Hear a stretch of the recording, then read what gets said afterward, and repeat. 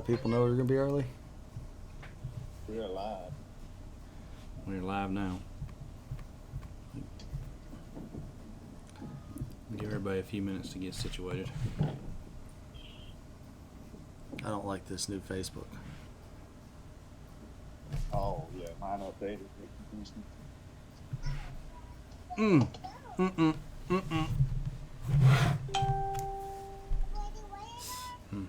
That's not good. Thunk. All right, we're live. We're live. It Yep, is 6 we're o'clock live. on the dot. We're just a minute early. We're going to see if we have any faithful watchers. We didn't advertise tonight. No, we didn't. Let's see if I can share to. Give everybody just a few minutes to get on here. Share to.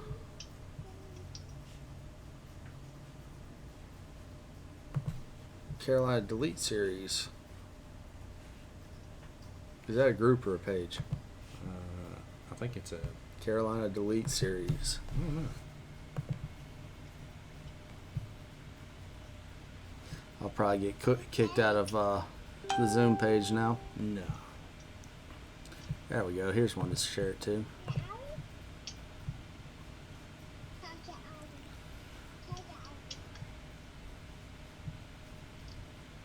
All right. We're up to 16. We'll get started. Is my video being shared, or is it just my audio? It is. We can see your video, too. Okay. Sitting in the truck. Yeah, we painted a little one over here. Hey, man. We all understand that. Oh, you got a haircut since the last time you were in here. Oh, yeah, that's nice, isn't it? Yeah.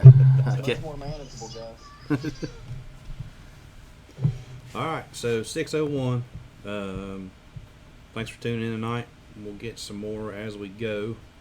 We got Dylan Fulk again online tonight because he has called out David. And David, have you technically accepted? I mean, I told him I would entertain the challenge last week. I mean, Well, I hope you accepted because that's what he's here for. I know. No, challenge has been accepted. And given the way everything is fishing around, I'm going to see if I can break the home lake curse. Oh, man. You bringing him to Wiley? I'm going to bring him to Wiley. Okay. It did not work for Hamrick. It did not work for Seawright. I like the challenge of breaking that curse than trying to break you at Baden or Tuckertown. Well, David, I hate to be the bearer of bad news, but last time I went to Wiley, I weighed in a solid 8.5 pounds. Hey, that means my 9 pounds is good, homie. Solid 8.5 pounds. Well, that's better than I did. So I got a wild hair Friday and decided to fish one of them night deals out here. But that's not a fair assessment because you don't fish after dark. I did catch 8 fish, but if you'd have glued them all together, I might have had 4 keepers. So I got tired of dodging thunderstorms, so I think I texted you like 1 o'clock. Is it 12:30. Yeah, 1 o'clock. Don't look for me at weigh-in. I'm all right. I just went home. What have the weights been like out there lately? I will tell. Let me pull up there. I'll pull up a page. They fished this weekend. It was a 3 fish, and their weights. Are we early? We are 30 minutes early. Oh. Tell what kind of week I'm having already. Their weights. 3 fish were 798 was first, 790 was second, and 578 was third. And I'm assuming that was still a 3 fish tournament.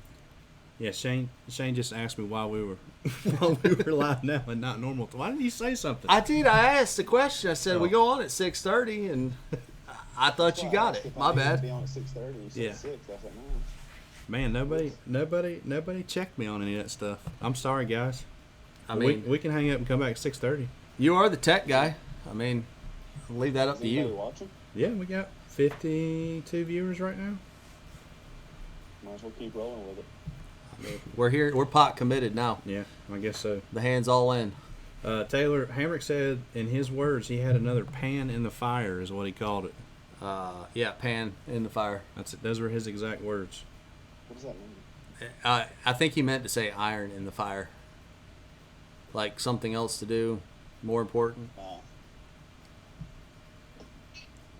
Yeah, so that's my audible. Sorry, guys. I guess we'll just be done earlier. That's more than audible, sir. Hamrick went to Kerr this weekend, didn't he? No, that was 2 weekends ago. Same weekend you were up there. I think he went back this weekend for the Piedmont division, I'm pretty sure. Hamrick went to Bugs Island, Kerr, Carr, depending on what your take on that is. And he did not do well. He said he finished 25th. So that was in the Piedmont division? I'm assuming. Gotcha. Yeah, so anybody else that wants to know, so Shane is actually watching. Shane might say hello in the comments. He's actually the one that asked him why we were early. But he is in the middle of the throes of practice for the Elite Series event on the St. Lawrence River, also known as Thousand Islands. I talked to him earlier.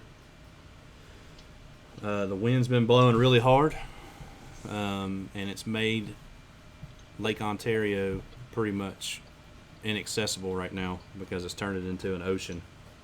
So everybody's been confined to the river, and the way I understand it is everybody's fishing on top of everybody. It's not going very well for anybody in the river right now.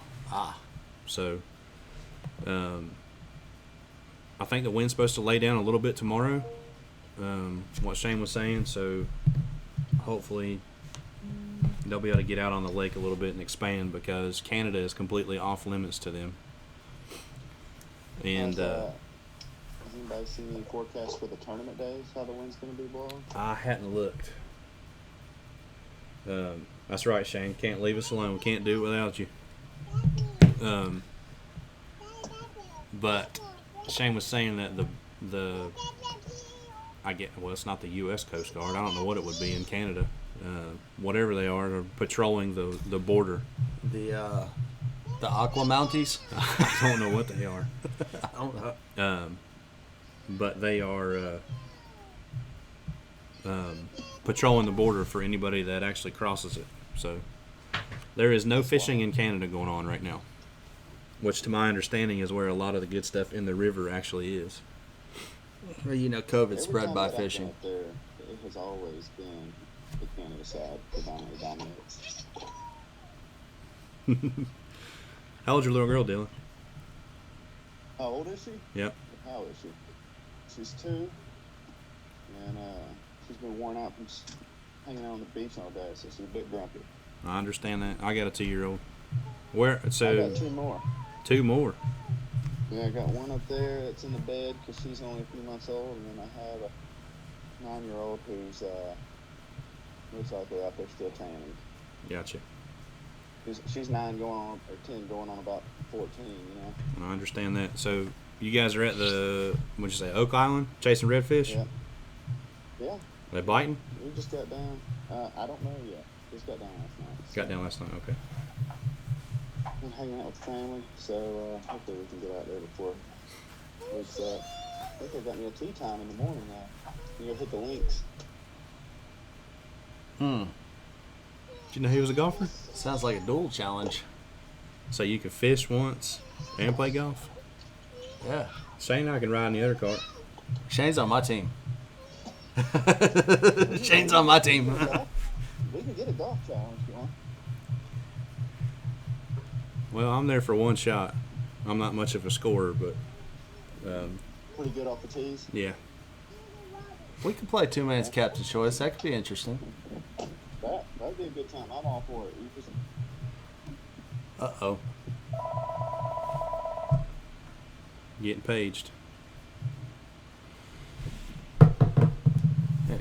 All right, so give us some more details. So Lake Wiley. Yep. That's the challenge. The week Shane gets back into town, or whatever his schedule allows, and I guess since you'll be working, I don't think you got any more time you can burn. No, I do not. So that's going to be August. We'll have to get with Hamrick, but yeah, it'll be August. That's going to be hot. And Wiley's only going to get tougher. Yeah, we all know how Wiley fishes in August, so that should be it'll be a grind. I mean, we could wait till September if you want to make it even more interesting. That'll be even worse.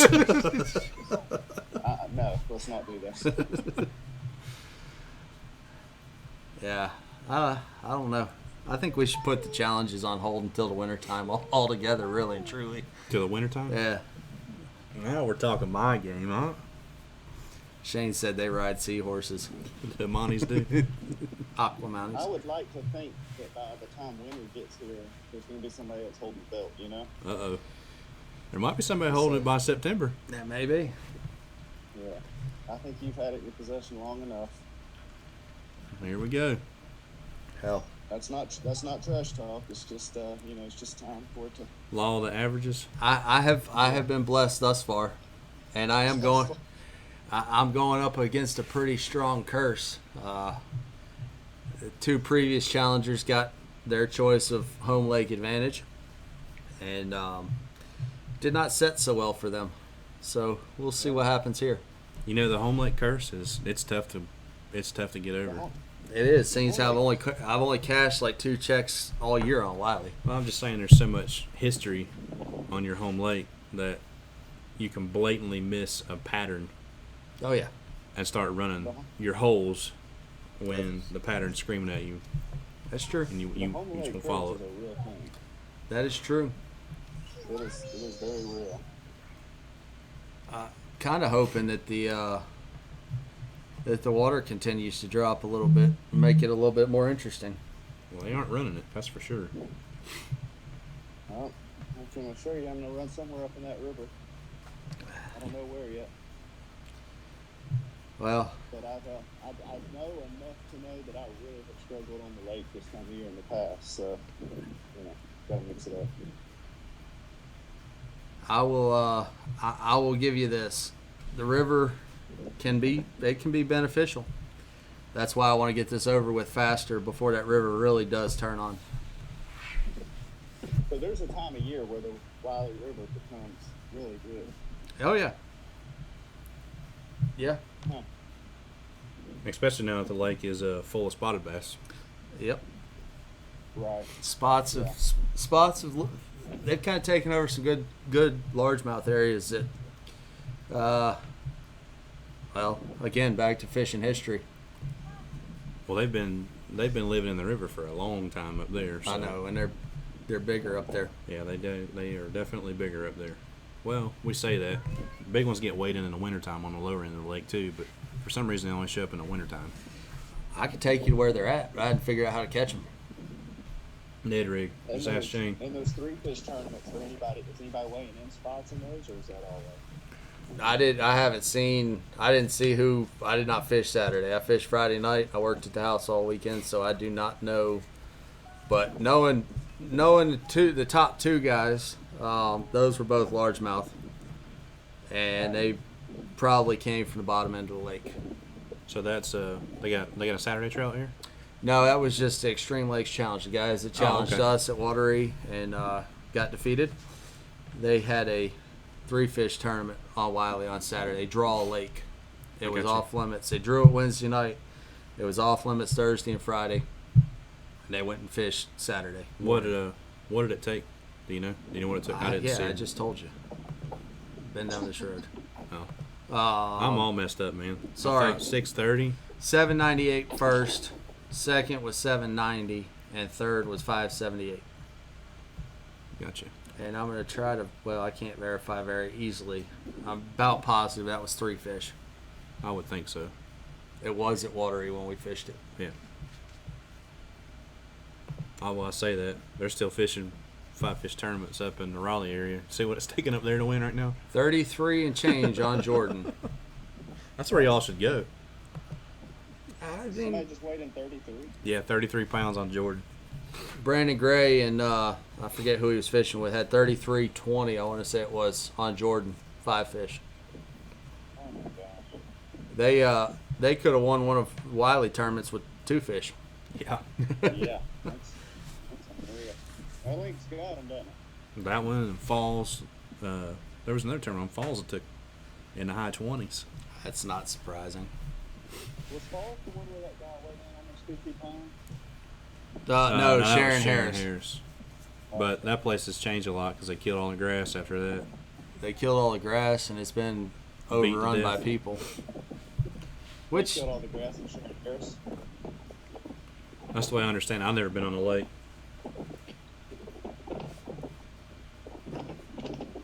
So Shane's watching. Shane, if your practice has gotten any better, let us know in the comments, because I'm not sure if I gave you a fair dissertation of your practice so far.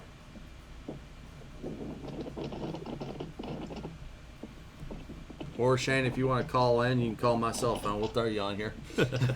Yeah, since we're supposed to get ready to start in 15 minutes. Yeah. We got plenty of time. What are our subjects tonight? What are we running through? Well, there's not a lot going on. Nothing happened this past week. I guess the Elite Series is getting started this Thursday, so Bassmaster Live will be again on ESPN2, which is It's great for them. yeah. And it starts Thursday, Yeah. so it'll be full 4 days of coverage on ESPN2. Are you good? Yeah. Blood sugar a little low or I don't something? know what's going on. I can't talk. Don't know what time it is. You've had a rough go the last week or so. Yeah. But anyway, well, we didn't really talk about any tips. All right, Dylan, we'll put you on the spot tonight. You got any tackle tips, techniques, or anything you want to throw out there? Tackle tips and techniques. Tell us how to catch a redfish. Oh, I'm not good at it by any means. I use a 1/4-ounce jig head with a gulp. I throw it at the bank. That seems to be a pretty common staple. That's kind of the staple. Yeah, the color, new penny. New penny. Yep. You know, let's talk about this. Let's talk about the mayfly hatchery bit last week. Shane mentioned that a frog is one of his favorite ways, to target food. Let's talk about that. How do you guys? Do any of you do any type of modifications for your frogs? Do you take them out of the pack and throw them? What do you do? So it's funny you mentioned that. So I've been experimenting. I go to Santee a good bit, and I like to throw a frog down there a lot. And I've been experimenting with frog modifications here lately.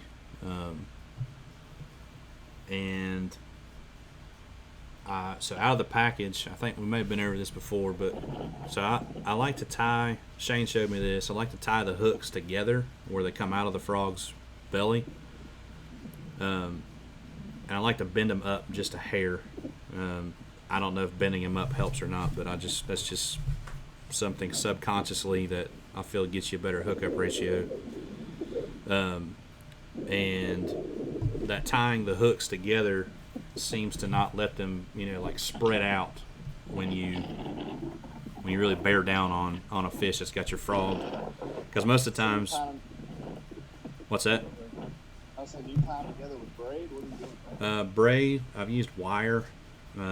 Braid's the easiest thing to do because you just, right before you tie it on your rod, you cut 6 inches of it off and, pull the hook out.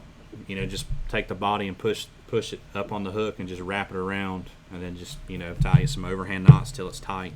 Why? What's that? Why? I mean, because those hooks, they're welded together, right? And I've always felt like there's a lot of flex this way when you bear down on the points of them. So when you take that flex out of it, it's more of a rigid thing. And then I like to add a little bit of weight to them too, just to keep them a little bit sit lower in the water, especially when you're fishing grass.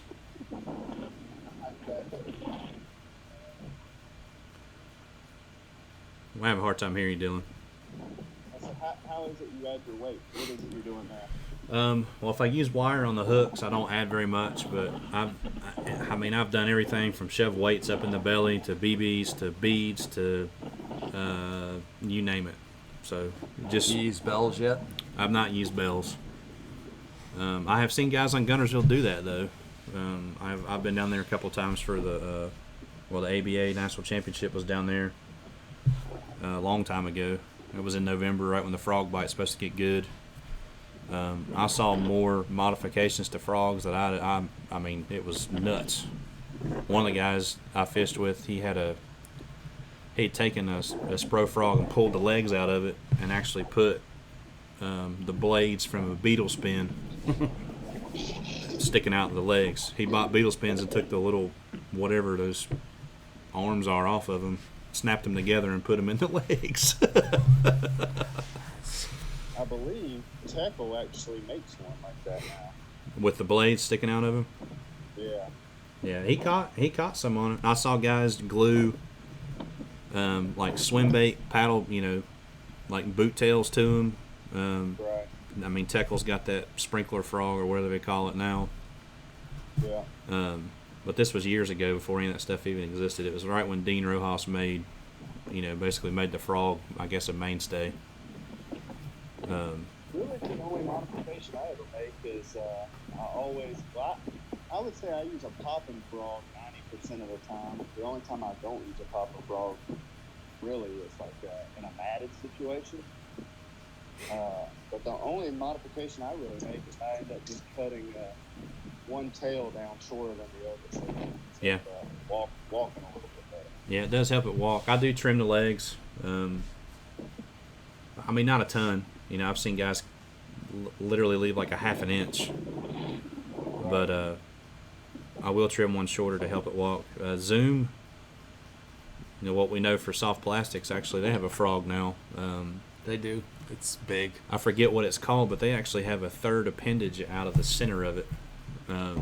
It's not. It's just another piece Yeah. of skirts. Looks like a tail. Yeah, I haven't thrown one yet. I've seen a lot of pictures of them with bass with their with those things stuffed in their face. So So it actually has 3 tails instead of 2? it does. So I'm not sure how trimming would help there, but Gavacho from Jackal has the same. Gavacho has 3. Yep. I'm not sure what that does. If it makes it walk better, or if No, it keeps it it tracking better. It keeps them straight. It won't let them walk. I got you. And Zoom's frog's called the Zoom Hollow Belly Frog. Oh, that's pretty original. pretty simple. Zoom likes to use the KISS method. Yeah, well, that's important. But it is big. It's a rather large. The junior is more like a Spro size frog, but theirs is big. Yeah, well, Spro's got that big one too. I forget They got what they call it. the King Daddy. Yeah, Something. and it's big. But I've always thought that when fish eat a frog, they don't think it's a frog. I always think if you're fishing around mats, I think a lot of times they don't know what it is. They just know it's something above the mat they're trying to get to. But around here, where there's not a lot of grass, I think the majority of the fish that bite them think it's a brim. Yeah, I mean, really there is any type of frog that is some type of shad color or some type of blue bad.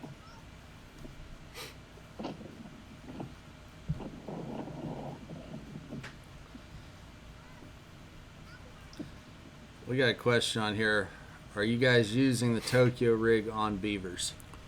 So I actually played with the Tokyo rig for the first time this year. After John Cruz made it such a big deal, I figured I'd get one just to see what it was all about. And I haven't thrown any beaver style baits on it. I have thrown crawls on it, and when I was messing with it is when the fish were on the bed, and it quickly became one of my favorite bed fishing tools there is, because you can lay it down in the bed. It's kind of like a short drop shot, right? Yeah. The fish swims off, and when he comes back, you just pick it up, and it basically just stands up in the bed. So, do you have Tokyo rigs? I do. You have some? I do. I think VMC kind of has that market kind of cornered, don't they? This year they won't. That they won't. Gamakatsu came out with the Geeka rig, Gotcha. which comes with weights that can be detached and used as drop shot weights as well. Okay. And they're printed, they're stamped with the weight on. I mean, it's the whole deal. When I first got it, I thought it would get hung up real easy, but it it doesn't. Yeah. It comes through a lot of stuff really good, especially brush. And I have a buddy who lives in Florida. He was mentioning to me this year that he was putting a lot on the outside edges of the pads where the ground is still a little bit of a up bottom. yeah, And he was putting a Cinco on it, and it was just keeping the bait out of the muck, basically. And he said that was a big deal for him. yep. I've heard guys do that with short drop shots before it came out. Right. I forget who it was that won the cup that one year. Brad Knight. Brad Knight. He was flipping a big drop shot. When I say big, like a big weight on 15, 20-pound fluorocarbon, and just to keep it out of the silty bottom, and was flipping it around laydowns. You remember what lake that was on? Was that Ouachita? Yeah.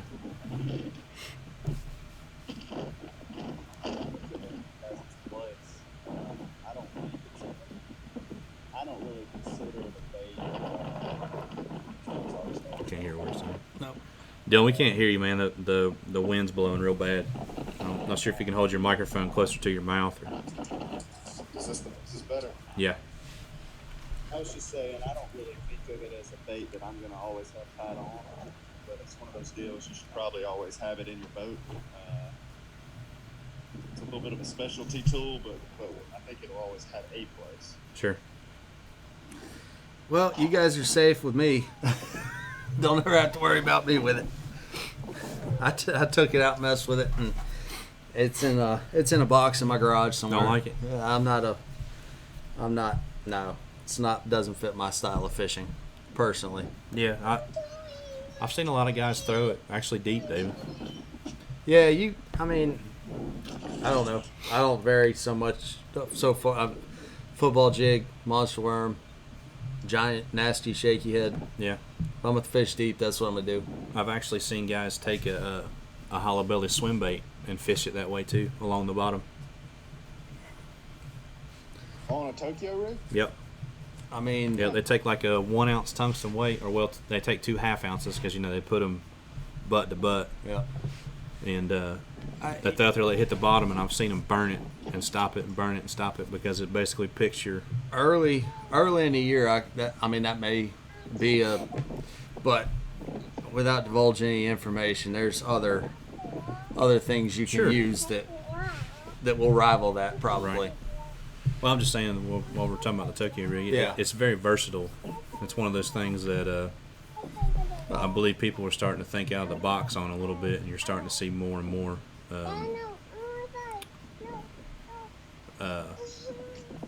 What do you want to call it? I mean, it's innovation. I mean, here's the deal: everybody's grasping at straws all the time to get bit. You Yep. know, lakes are getting tougher, pressure's getting greater. Fish are seeing all the same stuff, so everybody's trying to grab that little edge. Sure. I mean, it goes all the way back to the guys that were waiting DD22s. Yeah. You know, there's always been that tinkerer through the entire course of this game. Well, it'll never go anywhere. I mean, No, it's not ever going to go anywhere. And if you think something gives you a competitive edge in this sport that we all play, then I mean, you got to do it. So listen, I've got some stuff in my tackle box that if I pulled it out and laid it on this table, you guys would laugh at me. But I can't tell you how many times it's pulled through and got me a check, or pulled through and gotten a win. right. Well, that crankbait across the table from me that you got hanging up, I kind of laughed at that one. Just talking about that one over there. Oh, that little crankbait? That ain't little. Okay. All right. I wouldn't call that a little thing. He's got to get it now. I don't think the hooks are big enough on it. I mean, it's just a little crankbait. Nothing spectacular. A 1.5? Wide. Yeah. Extra long. 1.5 extra long. But it mimics a gizzard shad. I mean, how many times have you looked in a lake and seen gizzard shad that big? Recently? Well, okay. Not Lake Wiley. Okay. Pick a different lake. High Rock, yeah. Even For Lake sure. Norman. They get huge on Lake Norman. So, you know, all of you can laugh all you want to. That's fine. I'll make a bet with you right now. You want to hear what it is? Yeah. I bet you this time next year that bait will still be hanging over there. You want to lose that bet real quick? I'm gonna throw it in my truck right now. Nope, can't do it tonight. No, but I'm just saying it's stuff like this that. I mean, it looks cool. I'm not gonna say. I'm not. I saying mean, would it you doesn't throw look it? cool. I mean, I might. If you're gonna say I wouldn't, I would, just because of how competitive I am. But I'll put it to you like this: I don't know if I'd ever catch anything on it. Bagley's made a monster shed. Okay, Yep. I have some that I do still throw. You wouldn't think to throw it. It throws like a potato chip. Same thing with the speed shed. But if you can get it to go and you hit the right spot at the right time, it might be helpful. Hey man, That's all I'm saying. That thing's definitely going to cast like a Pringle. This one's got some weight in it though. A monster shed weighs about half of what this does. It's about the same size. who makes this? That's a gamble bait. A guy out of Tennessee. Tennessee. Well, Tennessee's known for putting out crankbaits, so I guess the time will tell. I mean, honestly, for me, I like the way it looked. It's gonna go in my balsa collection. It's and cool looking. I It, didn't say it may or wasn't cool might, looking. it may or may not get thrown, but I've got one. I don't. I mean, Dylan, you don't seem like the type that throws a crankbait much anyway, so why are you worried about my little crankbaits? Yeah, I probably should just keep my mouth shut. Thank you. Well, you never know. Steps. If David goes on a tear here, Hey, you'll be buying giant gizzard shad crankbaits. you know what? I think you should throw this for your first cast on live against Dylan on Lake Wiley. Wow. You should. I have somewhere right now that I would do that. Well, you'd win the bet against me. for sure. Well, no, that's not true, because you could still come back in here and hang it up over there, and I'd still win. That's true. That's true. That's true. Adam, wrong steps.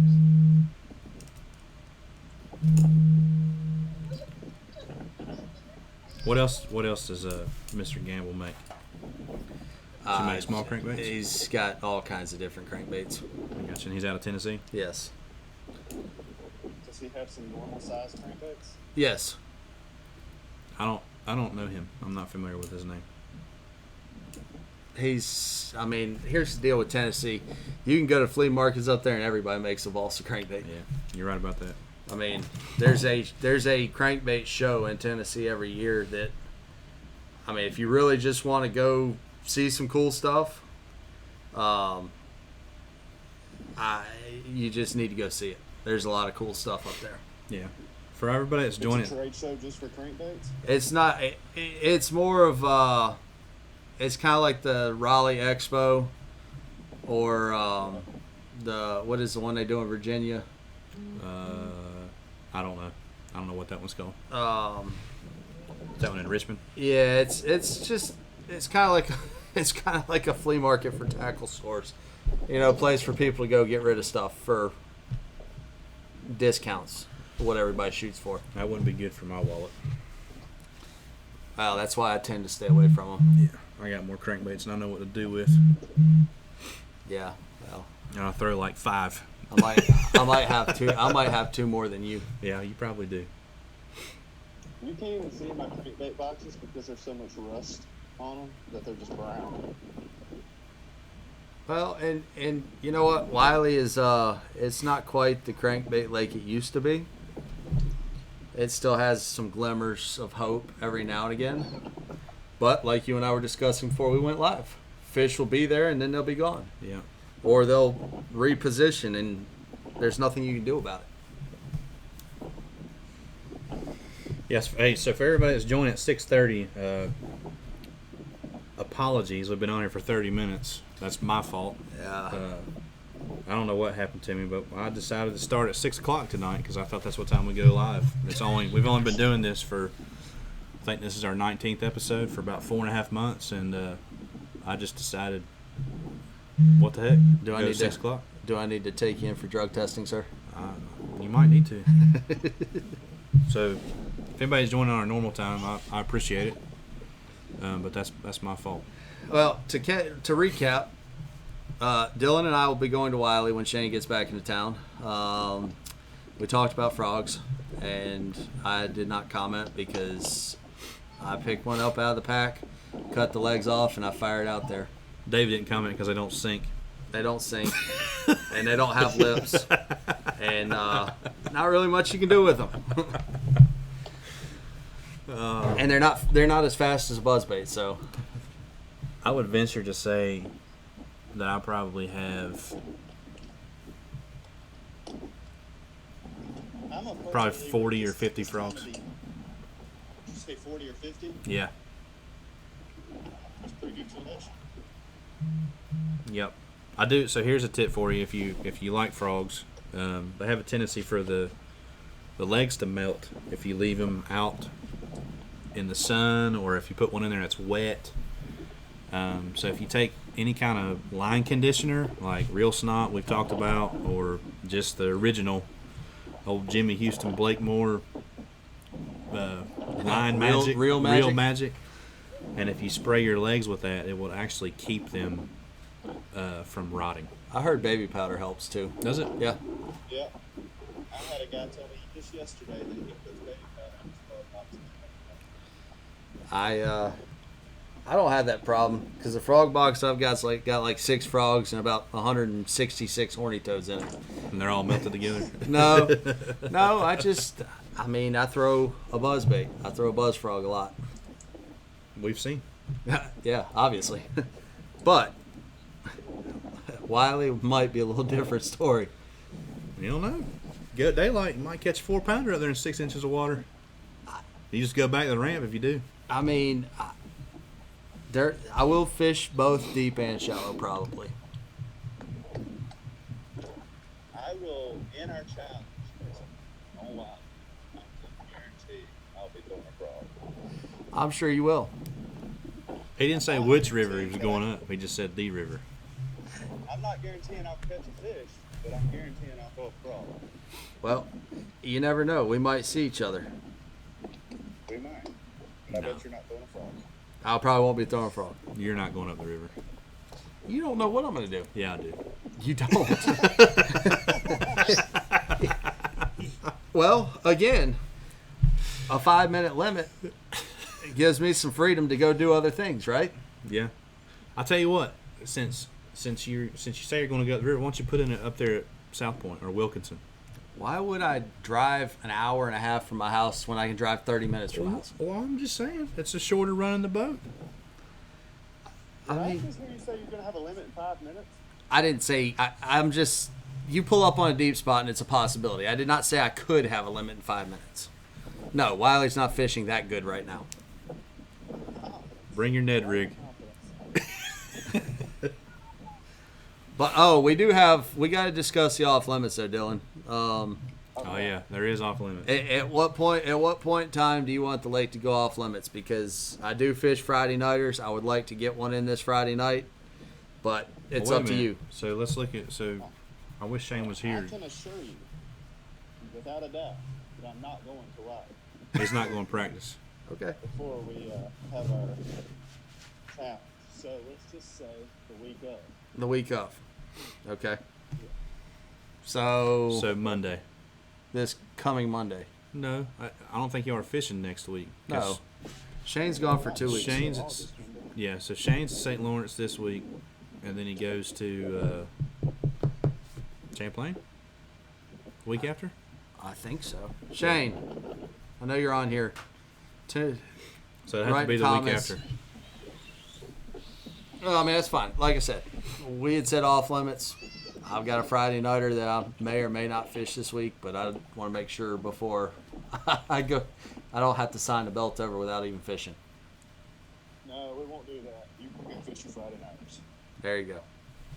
Fair enough. I don't think you fishing the Friday nighters gives you some huge advantage over the competition. Well, he's probably right. Yeah, definitely. It might do me more harm than does good. It could. That's what y'all should do. You should I schedule would love during our challenge for you to go fish dock lines. dock lights in the day. I don't. There's a certain window that I fish dock lights, and now it's not that window, sir. So we're good. Okay. All right. Well, I guess Shane's asleep. Nah, Shane's practicing. He's hard at it. I talked to him right before I walked in here. Right before we went live. Oh, he's still on the water. He was still on the water. Yeah. Oh boy. Yep. I could hear the wind blowing in the background, and I would say his outboard, but everybody's gone to 4 strokes now, so you can't hear me. Well, and the thing about up there, it's weird. It'll stay daylight till about 10 o'clock. Yeah, that's true. Yeah, and it's daylight at about 4:45. Yep. Yep. The longest days I've ever seen. Well, I just hope he doesn't burn himself out on one bad practice day. Nah, he's been at this for too long to know that a bad practice doesn't amount to a bad tournament. No, the real kicker of that though is the guys that already know a little bit about the lake, and the practice, the wind could blow, it could lay down flat, and now you got to go practice again. I don't know if a lot of the field is from that area now, though. I mean, MLF took a lot of the northern guys with them. They cut their teeth up there. You got Jamie Hartman. Yeah. What's Fighter doing these days? I mean, Seth Fighter, obviously. Fighters, so Fighter's going to catch him regardless on smallmouth lakes. Yep. yeah, more so the locals. He's not the doesn't matter.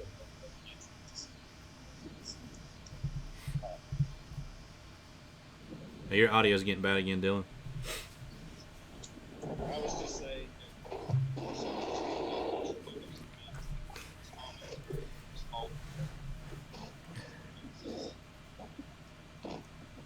whether they're locals in the lake or not, they're small. Yeah. So I think what he was saying was, regardless if they're local or Yeah. not, smallmouth guys know how to catch smallmouth.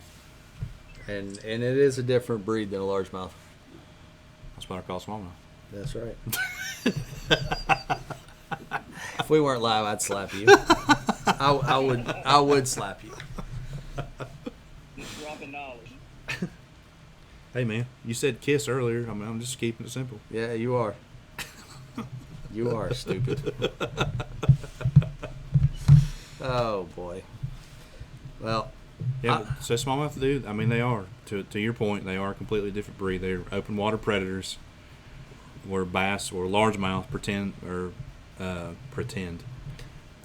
tend to be ambush predators.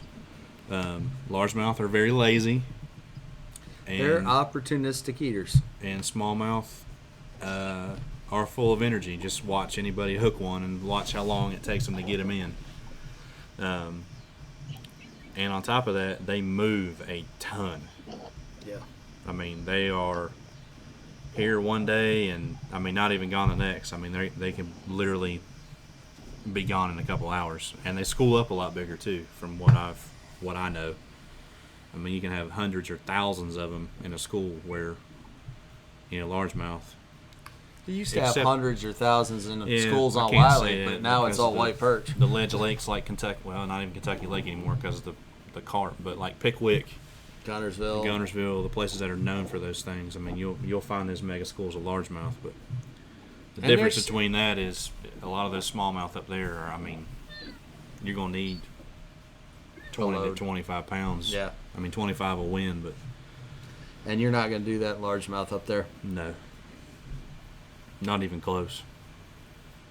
It seems like to me the big difference is the smallmouths are so visual, right? Whereas it feels like a lot of times with largemouth, it might be a key vibration, something like that. But I feel like you can just get a see your bait.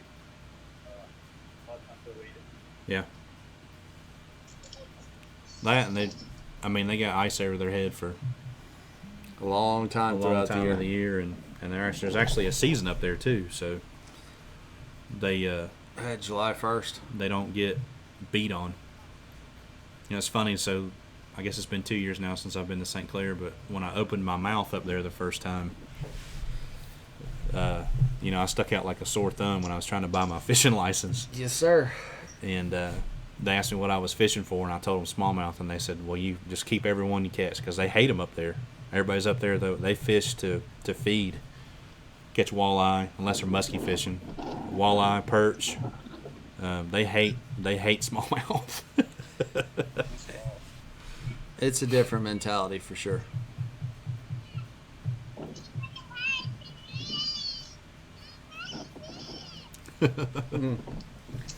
Well, what else we got going on? BFLs are done till September. ABA on Murray this weekend. Is it on Murray? Yep. Is that the Ram? Would they still call it the Ram? I don't know what they're calling it It's now. not the AFT, right? No, it's the big boy one. Yeah. The Palmetto Trail's getting cranked back up. We go to Hartwell August 1st. I'll be down there for that. That one will be fun. Hopefully I can get a bite. That one's going to be hot. Yeah. You better have your little droppy shot with you. Uh, Or go find some backwater. Yep. I'll run up the river there too. At least try to anyways. My track record on Hartwell is not very good. Yeah. I prefer October early and late in the year. Yeah. I like winter, period. Yeah. Yep. Biggest hurdle you got to get over there is the run. The rest of it's pretty much cakewalk. For sure. So Dylan, I think we can still hear you. You muted your phone. Yeah, So I'm here. are you guys taking a guide trip for redfish or? No, I usually just use my bass boat. It's just me and my dad. We go out here. We really don't. I'm not claiming to be an expert by any means, but he's got a couple buddies that live down here around Oak Island, so they just kind of like what we were talking about last week. They give us a few waypoints, and we just go throw our gulp shrimp on. I got you. So what? I don't know if we have any saltwater guys that watch this, but are you using bass tackle for redfish or? Yep. Well, I you're a do, saltwater but guy. that's because that's all I own. Gotcha. I wouldn't mind having a little bit heavier spinning combo for what we do, but Man, throw your 7-foot medium heavy bait caster. You'll be good. Just make sure you wash it when you get done. yeah, I have a hesitancy to do that just because I don't want to mess up the grills, you know. Well, you're already floating a $60,000 bass boat rig in the water. I think a couple $100 reel will be all right. Yeah. Hey, hey, if you Nothing's durable when it hits the oyster bed. That's true. if you I wish I had a white hole. Yeah. oof. No, you keep referring to me as a saltwater guy. If it's not over 120 foot, it's usually not my wheelhouse. Hey, that short stuff's fun, man. Hey, you're just deep water master all around. You know? I wouldn't say master. I wouldn't. No, don't qualify me in a master. I just don't. I like finding bait in current. That's a fun thing for me. Well, there's plenty of it in the back in the intercoastal waterway. Yeah. The only time you're on the bank is when you're launching your boat or putting it back on. I mean, that's not unless you're throwing a buzzbait. I'm glad to see that the legend and the myth is still living true. Well, I mean, your saying is don't let them go deep. See, you yeah, I've said that a time or two. Yeah. And when they do, don't I typically follow through with my To be honest with you, you don't fish that time of year, so you don't know. after April's done, I don't really pay much attention Don't. anymore. No, I understand that. So Dylan, all right, so you're Oak Island. How far is that to tow the Phoenix down there? I guess it's over there. How long does it take me to get Yeah. here? 3.5 hours. Oh, that's not that bad. It's about the same as it is for you and I to go to Myrtle Beach. Yeah. You know, I fished a tournament on Tuckertown yesterday and was able to be here by 8 o'clock, so that's not bad. So you were on Tuckertown yesterday? Yeah, I'm in a club, Rowan Bassmasters. That one, I got lucky in that one. Pulled up on the right instructions, got a few good ones. Was able to win, and it's a really cool deal because it's a club where really everybody in that club can catch. And I just didn't have a ton of experience on the gadget chain, and those guys are just so good at it. It's really helps me learn. It's just about go out there on Sunday, get $20 out there. Yeah, I would say sunny would be probably an understatement. Wasn't the heat index like 104 on Saturday? Here? It was brutal. Yeah. I know the real temp was 96, so I can't imagine what the index was. Shane wants to know, are the redfish biting? I don't know yet. I haven't seen it. He hadn't been. All right, Shane. They're always biting. Call him tomorrow, and he'll have a report for you. Yeah, let's have this conversation tomorrow night. Did we lose him? Nope, there he is. There he is. I don't know what happened. But yeah, we'll have that conversation tomorrow. What's the biggest redfish you've ever caught? I went with my buddy Benji one time. I think out here in October. He took me out to the what do they call the rocks out there? Big rocks out leading out to the ocean, the eddies. And I caught a few, 40-inchers or so. But he catches those real big ones out there. It's 50-something inches. Dang. Tall. That's an October. What Yeah. So when are they all of a sudden classified as a bull red? Do you know? I mean, Maybe it's right when they get over the slot. I was gonna say most people say over the slot. The reality of it is you get around the 50-inch mark, and That's a bull. that's kind of a big one. Sounds like somebody took a face plant in the sand. Uh-oh, we lost them all together. He's gone. Yeah. Well, we lost Dylan on Zoom. Well, sounded like somebody took a header off a sand dune. Yeah. Well, we're sorry I don't have much content tonight. Shane's gone. Well, he's not gone. He's practicing. Yeah. He is watching though. David and I can't keep your attention that much longer. So the Palmetto Trail is coming up August 1st. It's on Hartwell. Go to Green Pond. Yep. It's going to be tough, but to be honest with you, I'm just excited to be able to go fishing Actually again. have a tournament to fish. Yep. And at the beginning of the year when I signed up for those, it was kind of I was kind of worried about it because they made you pay for everything up front. But Have you cleared your money? Oh yeah. I'm actually kind of. Oh no. Oh, We haven't checked yet. We've been Oh. out of the money in both of them. I got you. But I, hindsight 2020, I'm actually kind of glad they did that because, It eliminates cherry pickers. well, if it would have rolled around August 1st on the schedule, I probably would have not. No. I wouldn't be going to Hartwell on much if I had the choice on Yeah. August 1st. Yeah. No, and the CBCs start back up They do. sometime soon. So South Carolina goes to Santee. I think it's the same week. Well, let's see if I can find it quickly. Because I know I could not fish it.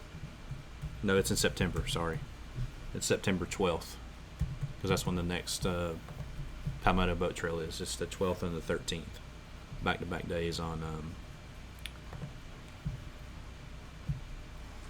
Clark's Hill. High Rock, 926. And then you got Santee. Santee Cooper, 912. Yeah, they canceled Jordan, And then they got Watery. Watery, 1010. Yeah, so Brett, I think Brett was on here earlier. If he still is, we need to get Brett on here. Brett's. We started 30 minutes earlier one time, so you start 30 but minutes later. Here's the problem. He hasn't been getting off of work until 8 because of UPS and shipping and, everybody being stuck at the house. So a lot of people are using direct ship for a lot of stuff. Right. But he Jason Land, if you're going to make that statement, at least be man enough to say why. he's given us 2 guesses. 2 guesses? Hey, speaking of Jason, have you seen the schedule he's putting together for next year? Should I have seen it? It's pretty good. No, isn't he the one who runs the ones at Baden? Mm-hmm. Jason, if you got a minute, I know you've shared it a couple times, but post that stuff in the comments, man. It's a bunch of tournaments, and it's Yadkin and Catawba. It looks interesting. So is this going to be the Battle of the Rivers? I don't know. I don't know what he's calling it, but I like the lakes. Oh, now it's a good show. No Shane and no Scott. I'd give you one of those. At least Lineburger's halfway entertaining, not completely full of it. Oh man.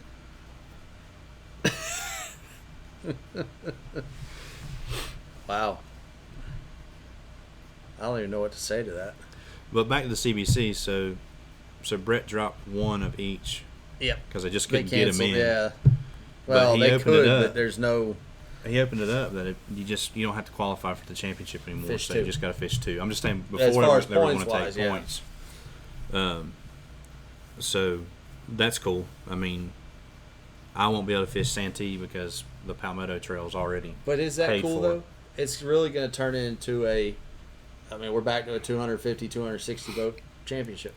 Yeah, but at the same time, with everything that's gone on this year, I think it's a good deal. I feel. I mean, yes, okay, this year I agree, but overall, when they first started, you had division championships, Yep. and then you had the championship. I understand there's a lot of money that goes into all of this, but I mean, just to cut people off at a 100th in the points. Do a division championship. Take the top 50 from that. And I think that's what they did.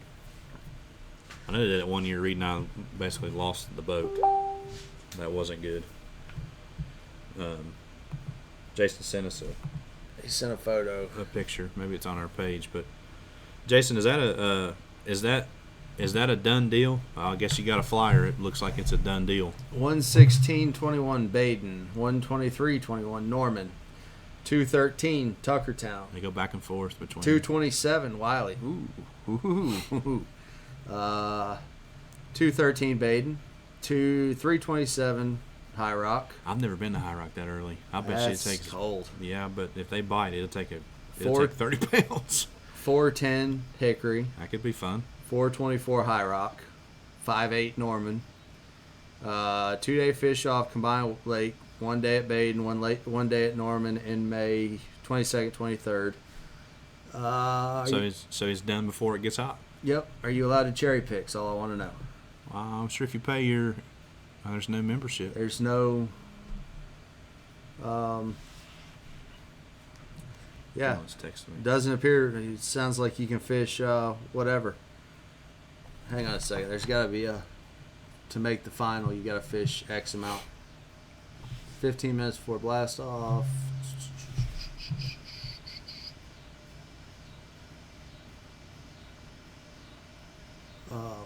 Must fish a minimum of 6 tournaments to qualify for the fish off.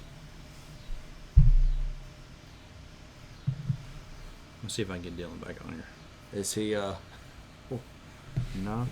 he's not in there. I'm not sure what's going on. What did it do? Just kick him out? Yeah.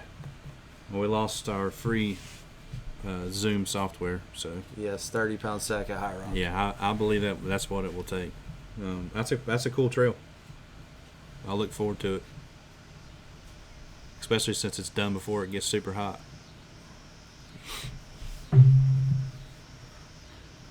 I'm sorry, I was texting Dylan to try to figure out what was going on. But did you say are pros allowed on that? Did it say? Let's see. Can I pull it back up? Where was it? Oh. I guess Jason can put it in the comments. It does not say anything about no pros. All right. So There you go. thank you, Jason, for taking a stand against the people that are anti-pro fishermen. I guess since Wildcats he runs it in Baden, they let pros fish there, so I'm sure That's good. I'm glad to hear it. I'm sure there'll probably be a big turnout for that. Yeah. I mean, Yadkin guys, for sure. As long as Baden's not blown out muddy in January, it'll take a freaking giant sack there. Pros and cons. Yeah, I don't do too well in those shootout tournaments. Yeah. You got anything coming up out here? You put anything on? No, hadn't really given any thought. I mean, it is August. it's right? 100 degrees. Yeah. I was working at the house Sunday. I walked outside and cut wonderboard, and it's it's just not fun. The most exciting thing for me this week is I actually wore my hat tonight because Thursday The question is, are they still going to be the Braves? is opening day. Yeah, they're the Braves. Are they still going to be the Braves? Yeah, You sure? of course. Okay, I just didn't know. They're not the Redskins. Well, I guess they're not the Redskins. I mean, there's a lot of teams thinking about changing their names to not be offensive. Yeah. I'm excited for baseball, so I've been watching some of the exhibition stuff. It's really weird for there not to be any fans in the stands. But at the same time, it's baseball for me, right? I get to see it, and they've actually piped in. They have recordings of fans, so it's the sounds of the ballpark on TV Oh boy. are still there. I mean, but We were watching an exhibition game the other night. My wife and I were, and she was laughing, and I was too. And I said, the big leaguers are going to see what rookie ball feels like, because that's the way it was in Florida. You play at 9 o'clock in the morning, and nobody's and nobody's there. It's like you can hear the crickets and the cicadas, but you can't hear anything else. Yeah. And it's hot. And the reason you play at 9 o'clock, 10 o'clock So in you Florida, don't fall out. well, 4 o'clock there's going to be a thunderstorm every day. So That is true. Yeah. it'll be interesting. It's only a 60 Even in the game winter season. time, it's like that. Yeah. I used to go down to a buddy of mine in Stuart, Florida, and sailfish. 1st of January, you'll be down there 85 degrees in shorts, and 4 o'clock you're gonna get wet. Yeah. Well, if it gets below 70 in Florida, all the Floridians are pull on they're bundled up. full winter gear. Yeah. Yeah, so Jason's putting some more information in the comments here. So free entry, fish off, no membership, 100% payback. So that's like no BS, nothing. Bring what you brung. Bring what you got, and it's going to be paid out when he leaves, which is smart. I mean, that way he doesn't have to tote a bunch of cash around for the fish off. So, or well, actually, he might be holding some back for the fish off. But still, it's not. It's Well, it's not easy. It's not a $35 membership just to play ball. Yeah, it's an easy math too. So that's great. I hope he does it. I hope it's a success this upcoming year. Yeah. And I hope that it gains enough traction to keep going on. No, we might do a Rusty Hooks Open here in a little bit later in the fall. Yeah, Maybe. late summer. No, I'm thinking more along the lines of like CS Motorsports time, like the old CS Handy Man. Pantry tournament. That was one of the. So it's been called a lot of things, right? So it was Handy Pantry. Well, It actually, was it the was Hungry Fisherman Fisherman, first. then the Handy Pantry, or well, vice versa. Golden either way. Eagle. Golden Eagle. Handy Pantry, then CS Motorsports started doing. That was always. That was always It around was the Halloween, week after. right? It was. I think it was the weekend of or the weekend after Halloween. Yeah, but always a 6 fish limit. And it can go either way. Like that's a tournament you can win deep, which it got one. I think the last 2 years had it. It was one deep, and then it could have been one shallow. Yeah, There's I did get it one year. One of the last years that Britt threw it, and I can promise you it wasn't deep. I didn't win though. well, it would have had to been three. Would have had to been the the third to the last year. It was a long time ago. Because I think Webster and Britt won. They won the last one. I think Ron Farrow won the one before that one. Well, there was some controversy one of those years, some long lining controversy. Yeah. What the definition of long lining is, and an angler calls in and says, "Oh, my boat's being blown all over the place," and that's suspect. You dang offshore guys, I tell you. I can tell you this: Brett Myers and Gene Webster can hit just about anything they want to, as far as depth. Sure. Now, they may not be able to get the bait they want to that depth, but I know if it came down to it, Gene's got some plugs that can do 30. Well, they're all loaded. They are loaded. Which I hadn't seen Gene in ages. Gene is I know he's very busy with work. Yep. I think the last time I talked to him, he was on the road 5-6 days a week and basically home 1 day a week to sleep in his bed. So it's not a life for me. I mean, you got to pay the bills. That's right. So, is Dylan... I can't. He texted me and said he doesn't know what's going on. So, he says it looks like he's still connected, but when I go over to our thing, it doesn't. He's not there. So, I'm not sure. And it's too much to start a new one. Well, we'd have to set everything back up. So. Yeah.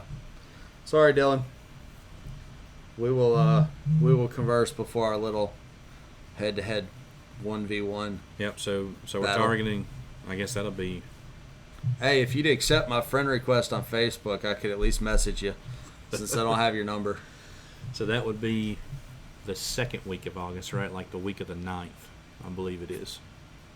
It's up to Shane. Yeah. When he gets back, and We'll have more details next week. sounds like a... And a recap of St. Lawrence. Hopefully Shane's got him a blue trophy. Yeah. Yeah, but will Shane be... I mean, they're going straight back to the grind, so... I'm going to tell you right now, if Shane's got a blue trophy on Monday, he is... He'll be calling. Yeah. Everybody will know it. We'll be calling him on Sunday. Yep. Oh, yeah. Yeah. I might even call him Friday night. We won't have it then. I know, but I like to give Shane grief in the middle of a tournament. It's always fun. Well, you got Todd up there too. Todd. Yeah. You know. Todd and so Shane stays with Todd. Robbie and Dye. Robbie Dye. And I the think consensus in that household. Well, consensus for everyone. Well, but I think is that it's tough. Isn't Brandon Card and Shane LaHue staying with them? I'm pretty sure they're all staying together this trip. That was at Cayuga. Oh, okay, so they... Yeah, because wherever it was at Cayuga, it's like, I mean, very expensive a night there. Oh, yeah. So, I think they had like 5 or 6 guys in a house, and it was still... Listen, some of those houses on those lakes in upstate New York's $10,000 a week. That's just because of the city. People go to get out of the city.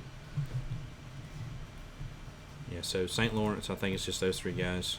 Have you talked to Todd lately? I talked to Todd shortly before he left. I've not talked to him since he left. I got you. I may try to check in with him tomorrow and see what's up. Yeah, so supposedly it's just tough in general. If you can't utilize the lake. Well, so Shane said, when I talked to him briefly, he said the water temperature was in the low 70s, like 70, 71, 72. So they probably just came off the bed, I would think. If there's not still a bunch on the bed. So they're probably in a big time funk right now. Yeah, it usually takes, a week and a half, 2 weeks for them to really get back into the eating mood. I don't know about smallmouth, but definitely for the largemouth. Yeah. And Joshua Good, no, I haven't forgotten the little man. The little man didn't ever pony up and call or text or anything else, so. Oh, was he wanting to fish? He wanted to challenge me, but, you can't just make a little random comment on here. Dylan kind of said it with some authority last week, so. He did it right here. Called you out. Yep. I had no idea what was going to happen. No.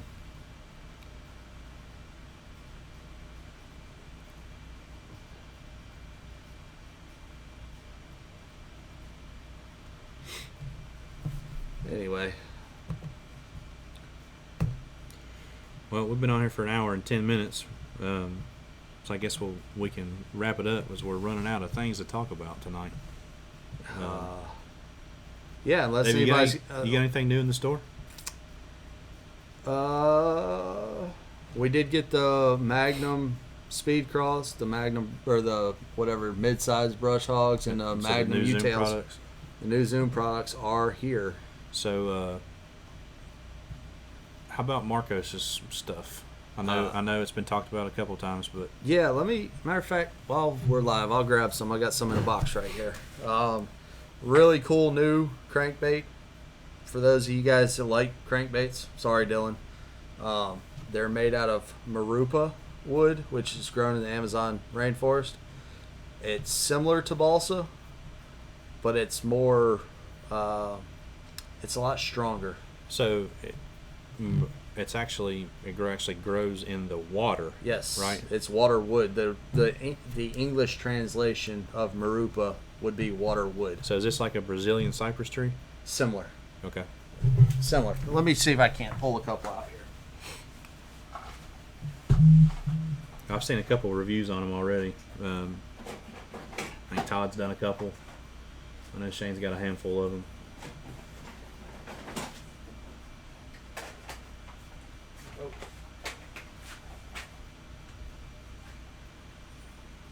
Jason says he's going to bring you some flyers for the tournament trail. Mark Silverthorne wants to know when Ott's Rapala.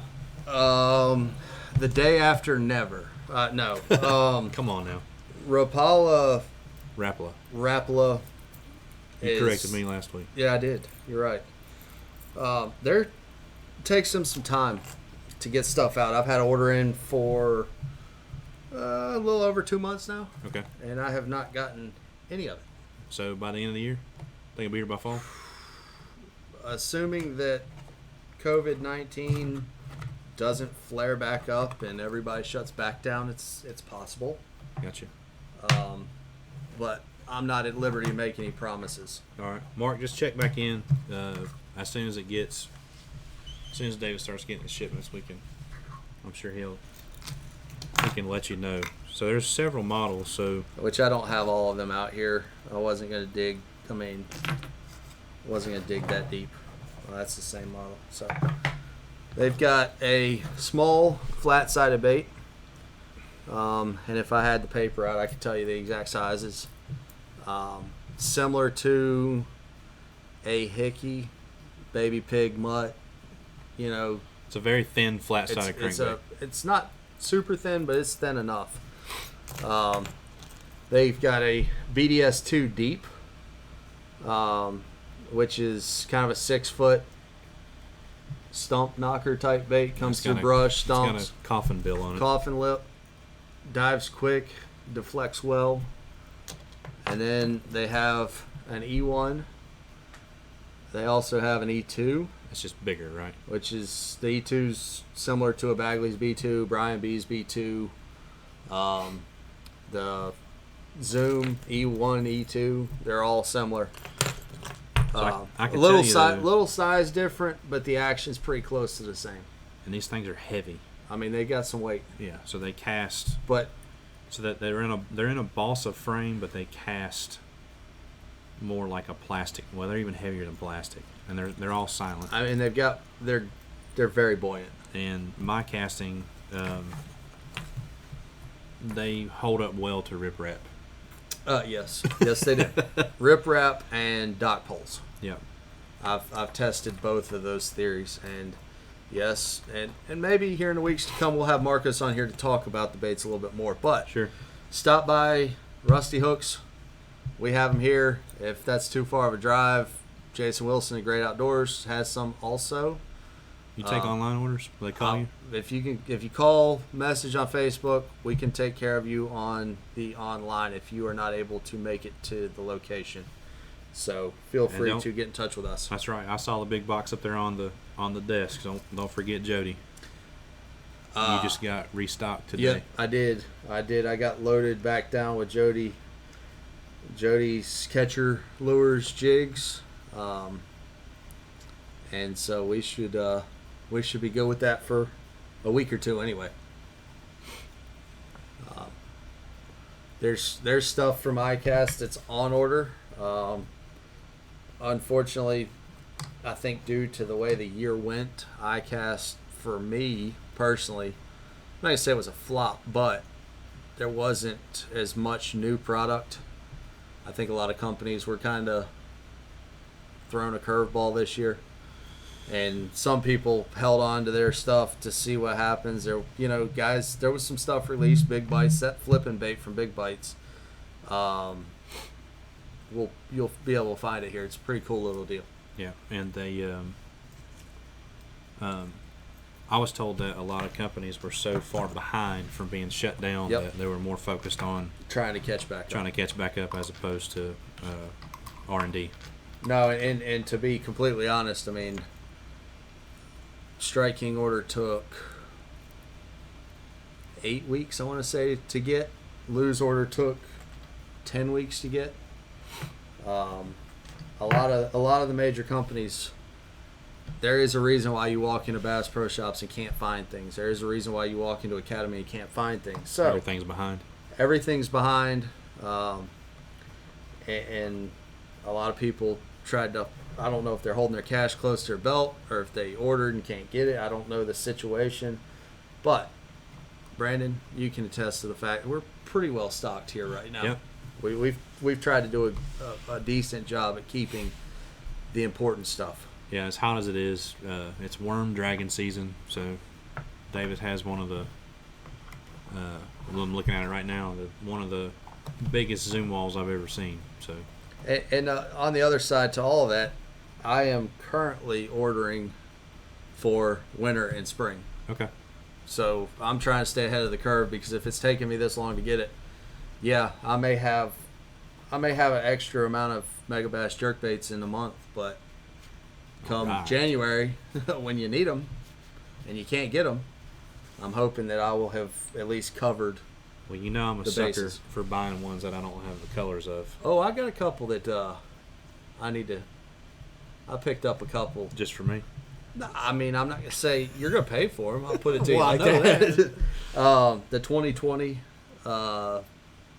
The 2020 JDM Limited color, the white, all white with the red dot. I scored a couple of those. I have the 2 that they released at the Classic. Okay. That was only for sale at the Classic. But they're not in the store for sale. I'm sorry, guys. Those are my personal collection. But if you stop by and you're interested, everything's for sale though, aren't they? Everything's got a price tag. So other than that, I don't know. How about the 110 plus 1 Junior? I saw that was being released. Here's the problem with Megabass. They do their own release. Okay. They don't go to iCast. So when I went through iCast, Megabass doesn't ever release at iCast. They go to iCast, and I hear about it through salespeople and flyers. So, no, I haven't seen it, but I'm not saying it's not there. Yeah, I saw a couple pictures of it from one of the iCast websites. I can't remember if it was Wired to Fish or who it was. It may have been on Bassmaster. Well, I can get in touch with Megabass fairly easily and see if I can't get them to bring me up to speed because clearly I am a little behind the 8 ball. Yeah, it was just something that popped up in my feed not too long ago.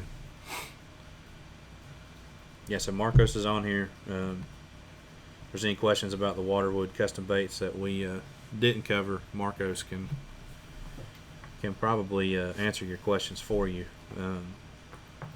I will say this: it's actually nice. So the crankbait, in my opinion, is put together very well. It has a very premium, almost custom look paint job to it. And finally, there is a bait that you can get out of the package and not have to change the daggone hooks on it. No, they come with the right hooks, the right split rings. On the flip side to it, you do pay for quality. Yeah. So it's not going to be for everybody, but the guys that understand what to do with it, it's built for them. Yep. The only other crankbait that I've been able to get out of the package and not change the hooks on are the new Berkeley crankbaits because they have the fusion. They got Whatever the fusion hooks. Yeah. To be honest with you, every bait out of the package nowadays is good for maybe a tournament. Maybe. I mean, maybe that's just my thing then. no, it's not. I mean, there's a no. I'm not good at throwing stock hooks. I'll throw a speed trap. The newer version of speed trap. I'll throw the stock hooks. I don't lose a lot of fish when it comes to a crankbait. A lot of that's got to do with setup. But I will change the hooks to make the bait do different things. Sure. So let me ask you this. I've had this conversation with a lot of people. You've got a couple baits laying over there, and I see one of them has round bend hooks on it, the other one has an EWG type style hook on it. So, in your opinion, as a crankbait fisherman, when do you like both, or does it matter, or do you have a preference? Okay, so that's a loaded question. All right, well, lay it out here. There's a lot. I like an EWG hook, but I don't throw an EWG hook without bending it a little. Okay. I'll take the hook and roll it over to the side just a hair to kind of get. What was that hook? Is it the triple grip? There's a hook that's sold. Excalibur. Excalibur had a hook that came like that. I feel like if the fish are nipping at the bait, you have a better chance at grabbing some skin. Round bend as opposed to EWG. EWG can be a little bit more weedless at times when you're cranking around brush. You know, a lot of what I do, and I'm no expert by any means. You asked me the question, I'm answering the question. Sure. A lot of what I do depends on what the day brings. If I'm cranking stumps, I do things differently than if I'm cranking rock. Okay.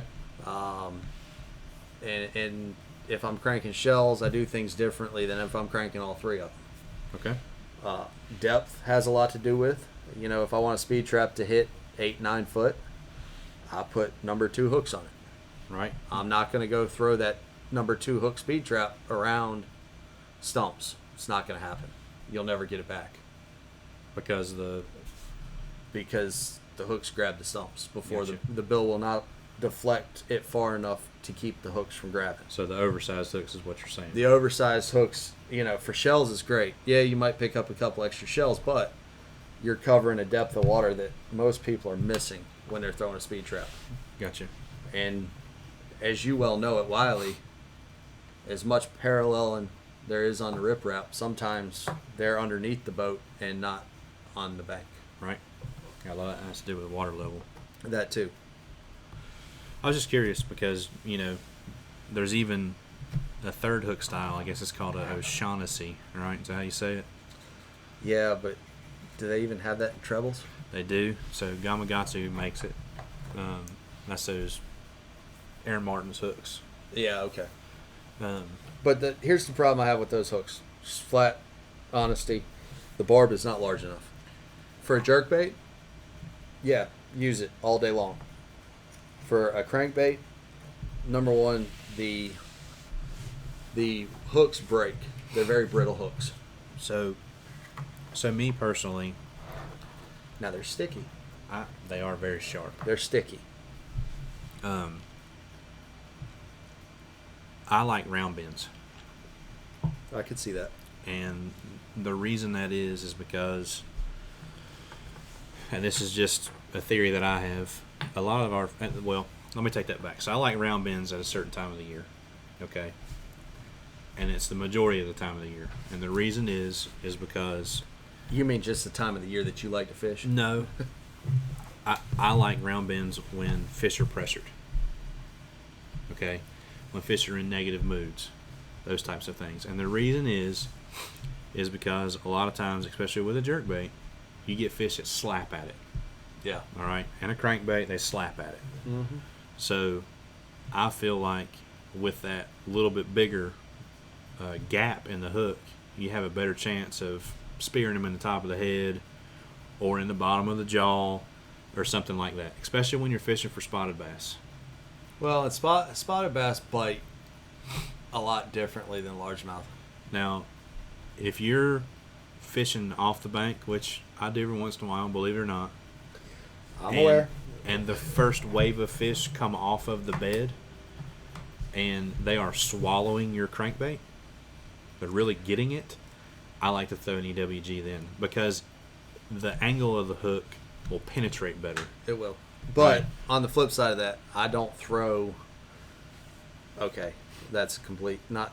It's not a complete lie, but it is a lie. I do throw a crankbait when they come off the bed, but I throw other things because you run the risk of tongue hooking, gill Right. hooking with a crankbait. Whereas a single hook, most place it goes is in the top of the head or in the Sure. side of the mouth.